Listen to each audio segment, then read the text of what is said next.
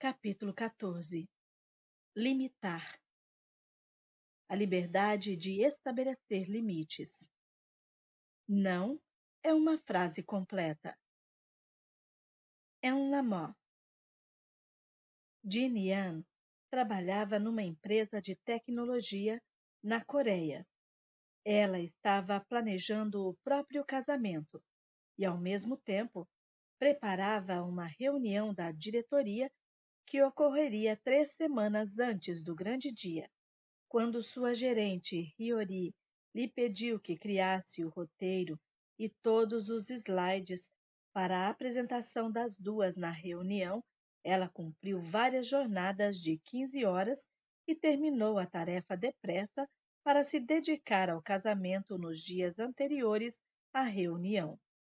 A gerente ficou surpresa e satisfeita ao ver o trabalho pronto antes da hora, e Jin Yang iria poder se dedicar durante 5 dias ininterruptos e planejar o casamento. Então, Jinhan recebeu da gerente um pedido urgente para terminar outro projeto antes da reunião da diretoria. Nos vários anos em que trabalharam juntas, Jinhan nunca dissera não a Hiyori, mesmo quando dizer sim tornava sua vida temporariamente um caos. Até então, Jinhan dedicara horas incontáveis a cumprir todas as tarefas e solicitações, qualquer que fosse o sacrifício. Entretanto, dessa vez disse não à gerente sem hesitar. Preferiu não pedir desculpas nem se justificar.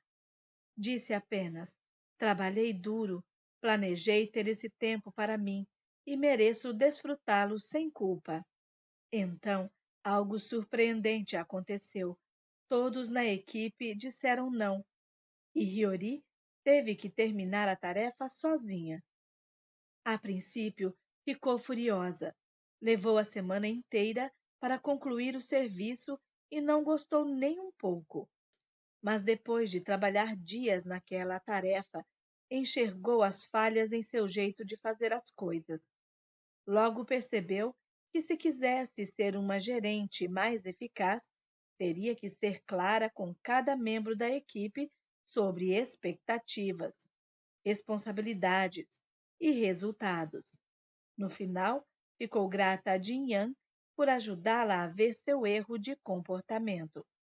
Ao estabelecer limites, Jin Yang não só abriu os olhos da gerente para a dinâmica de grupo pouco saudável e criou espaço para mudanças, como conquistou gratidão e respeito de sua chefe pela forma como conduziu a situação.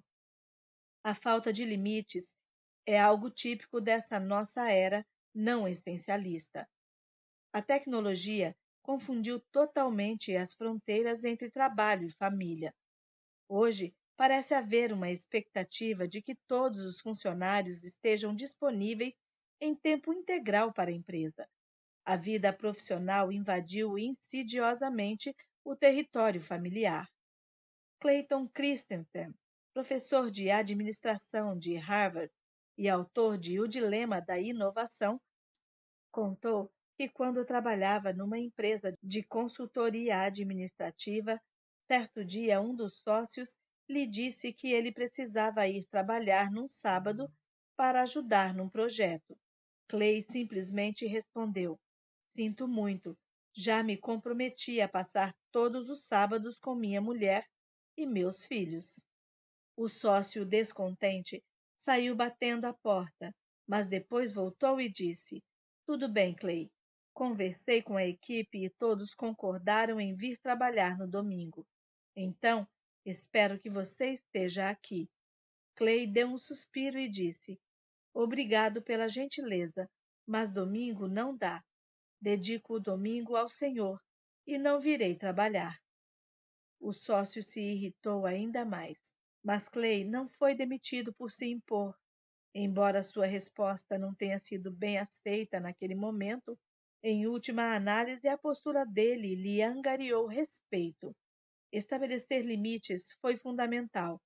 Ele recorda: aquela foi uma lição importante. Se tivesse aberto uma exceção, teria que fazê-lo muitas vezes. Os limites podem ser comparados às paredes de um castelo de areia. Assim que uma delas cai, todas as outras desmoronam. É claro que pode ser difícil estabelecer limites. Só porque deu certo com Jin Yang e Clay, não significa que sempre dará. Jin Yang poderia ter perdido o emprego. A recusa de Clay a trabalhar nos fins de semana poderia ter limitado sua carreira. Essa atitude pode sim custar caro. No entanto, não impor limites custa mais caro ainda. Nossa capacidade de escolher o que é essencial para a nossa vida. Para Jin Yang e Clay, respeito no local de trabalho e tempo para a família eram muito importantes, e foram essas coisas que eles deliberada e estrategicamente escolheram priorizar. Afinal de contas, se não estabelecermos limites, eles não existirão. Pior ainda, haverá limites, mas apenas aqueles determinados por omissão ou por outra pessoa, e não de caso pensado. Os não essencialistas tendem a ver esse limite como restrições, coisas que atrapalham a hiperprodutividade. Acham que agir assim é prova de fraqueza, mas sem limites, acabam se esforçando tanto para dar conta de tudo que realizar qualquer coisa se torna praticamente impossível. Os essencialistas, por sua vez, sabem que estabelecer limites dá poder.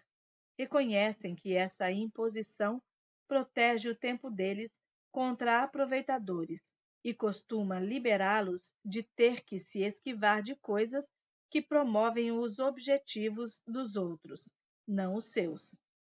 Sabem que fronteiras claras lhes permite eliminar de forma proativa as exigências e os fardos dos outros que podem afastá-los do que é verdadeiramente essencial. O não essencialista acha que, se tiver limites, será limitado. Vê as fronteiras como restrições e gasta energia tentando o não direto.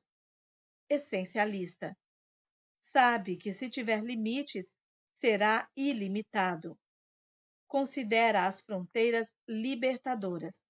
Estabelece com antecedência regras que eliminam a necessidade do não direto. O problema deles não é seu. É claro que a dificuldade de estabelecer limites vai bem além do local de trabalho. Na vida pessoal, também há quem abuse na hora de exigir nosso tempo. Quantas vezes você sentiu que o seu sábado ou domingo foram roubados por compromissos dos outros? Tem algum familiar ou algum amigo que não percebe quando passa dos limites? Nos nossos relacionamentos, sempre vão existir pessoas que tendem a nos exigir mais atenção do que outras. São as que fazem com que os problemas delas se tornem nossos. Elas nos distraem de nosso propósito, só dão atenção ao que lhes interessa, e se deixarmos, nos impedirão de dar o nível máximo de contribuição à nossa meta, sugando nosso tempo e nossa energia para atividades essenciais para elas e não para aquelas que são nossa prioridade. Sendo assim, como aproveitar o exemplo de Jin Yang e Clayton Christensen e estabelecer o tipo de limite que nos protegerá dos compromissos dos outros? Leia com atenção as orientações a seguir. Não roube os problemas dos outros. É claro que devemos servir as pessoas, amá-las e fazer diferença na vida delas. Mas quando os outros fazem com que os problemas deles se tornem nossos, não os ajudamos em nada. Ao assumirmos os problemas deles, lhes tiramos a capacidade de resolvê-los. No livro Limites, o escritor e psicólogo Henry Cloud conta uma história sobre exatamente esse tipo de situação. Certa vez, os pais de um rapaz de 25 anos foram consultá-lo. Queriam que ele desse um jeito no filho. Ele perguntou por que o tinham procurado sem o filho, e a resposta foi: porque ele acha que não tem problema nenhum. Depois de escutar a história toda, Henry concluiu para a surpresa do casal: Acho que o filho de vocês está certo. Ele não tem problema nenhum. Vocês é que têm. Vocês bancam, se irritam, se preocupam, planejam, gastam energia para que ele avance. Ele não tem problema nenhum, porque vocês tiraram o problema dele. Então Cloud compartilhou com eles a seguinte metáfora: imagine um vizinho que nunca rega o gramado, mas quando você liga seu sistema de irrigação, a água cai apenas no gramado dele. A sua grama fica seca, quase morta, mas o vizinho olha o próprio gramado verde e pensa: meu quintal está lindo. Nisso todo mundo perde. O seu esforço é desperdiçado e o vizinho nunca adquire o hábito de regar o próprio gramado. A solução, como explica Claude, é preciso pôr uma cerca para tirar o problema dele do seu quintal e mantê-lo no quintal dele, que é onde deveria estar. No ambiente profissional, os outros tentam o tempo todo usar o nosso sistema de irrigação para manter o gramado deles verde. Pode ser o chefe que nos põe no comitê do projeto preferido dele, a colega que pede nossa opinião sobre o relatório ou a apresentação que ela mesma não se dedicou a aperfeiçoar, ou a colega que nos chama no corredor para fofocar quando temos uma reunião importante. Muita gente pode tentar sugar nosso tempo e nossa energia em proveito próprio. Para isso, a única solução é erguer uma cerca, mas não deixe para agir assim no momento em que o pedido for feito. É preciso levantar cercas com bastante antecedência e demarcar com clareza o que não pode ser ultrapassado, de modo a evitar quem desperdiça seu tempo ou tenta invadir seus limites. Lembre-se que forçar essas pessoas a resolver os próprios problemas é igualmente benéfico para você e para elas. Limites são fonte de libertação. Em uma escola localizada perto de uma rua movimentada, as crianças só brincavam numa pequena área do pátio, próxima ao prédio, onde os adultos ficavam de olho nelas. Então alguém construiu uma cerca em torno de todo o pátio. Com isso, as crianças ganharam um espaço muito maior para brincar. A liberdade delas mais do que dobrou. Do mesmo modo, quando não estabelecemos limites claros na vida, podemos acabar presos pelas restrições que os outros nos impõem. Mas quando temos fronteiras bem definidas, ficamos livres para deliberadamente selecionar na área inteira ou em toda a variedade de opções o que queremos explorar. Identifique os desvios. Quando peço a executivos que digam quais são seus limites, eles raramente conseguem fazê-lo. Sabem que têm alguns, mas não são capazes de defini-los com palavras. Na verdade, quem não consegue articular os próprios limites para si e para os outros, não pode esperar que as pessoas os respeitem ou mesmo os percebam. Para conseguir fazer isso, comece registrando por escrito todas as vezes em que você se sentiu desrespeitado ou explorado pela solicitação de alguém. Não precisa ser nada extremo. Até algo comum que provoque uma ponta de ressentimento, seja um convite indesejado, uma oportunidade não solicitada ou o pedido de um pequeno favor. Serve de pista para descobrir o que está tirando você do caminho essencial. Elabore contratos sociais. Certa vez, tive que trabalhar com um colega que conduzia os projetos de um jeito completamente oposto ao meu. Todos previram que seríamos como cão e gato, mas nossa relação de trabalho, na verdade, foi bastante harmoniosa. Isso porque, quando nos conhecemos, fiz questão de explicar minhas prioridades e que tipo de trabalho extra estaria disposto ou não a assumir no decorrer do projeto. Vamos combinar o que queremos conseguir no final. Comecei. Também deixei claro quais coisas eram realmente importantes para mim e pedi que ele fizesse o mesmo. Assim, trabalhamos com um contrato social, não muito diferente do que Jin Yang e a chefe fizeram, como visto no início do capítulo. Bastou haver uma compreensão prévia do que realmente tentávamos obter e de quais eram nossos limites para evitar o desperdício do trabalho um do outro, a sobrecarga com solicitações excessivas e as distrações do que era essencial. Como consequência, conseguimos dar nosso nível máximo de contribuição ao projeto e, apesar das diferenças, nos relacionamos muito bem durante todo o processo. Com a prática, impor limites ficará cada vez mais fácil.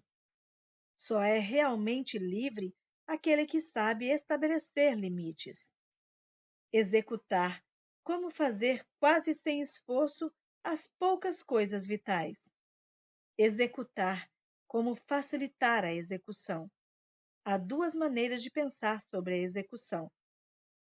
Enquanto os não essencialistas tendem a forçá-la, os essencialistas investem o tempo que pouparam ao eliminar o não essencial no projeto de um sistema que facilite a execução, de um modo que quase não demande esforço. No primeiro capítulo, falamos sobre a semelhança entre a vida e um armário cheio demais e de que forma o essencialista abordaria sua organização. Dissemos que para o armário permanecer arrumado, é preciso uma organização regular.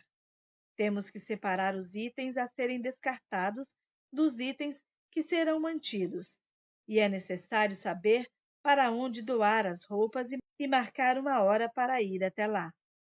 Em outras palavras, depois de descobrir que atividades e iniciativas essenciais se deve manter na vida, é preciso criar um sistema para executá-las. Você não pode esperar o armário explodir e depois fazer um esforço sobre-humano para organizar tudo. A melhor solução é implantar um sistema para que manter a arrumação se torne algo rotineiro e sem esforço. É da natureza humana gostar de coisas fáceis. Nesta parte do livro, você aprenderá a facilitar ao máximo a execução das coisas certas, as coisas essenciais.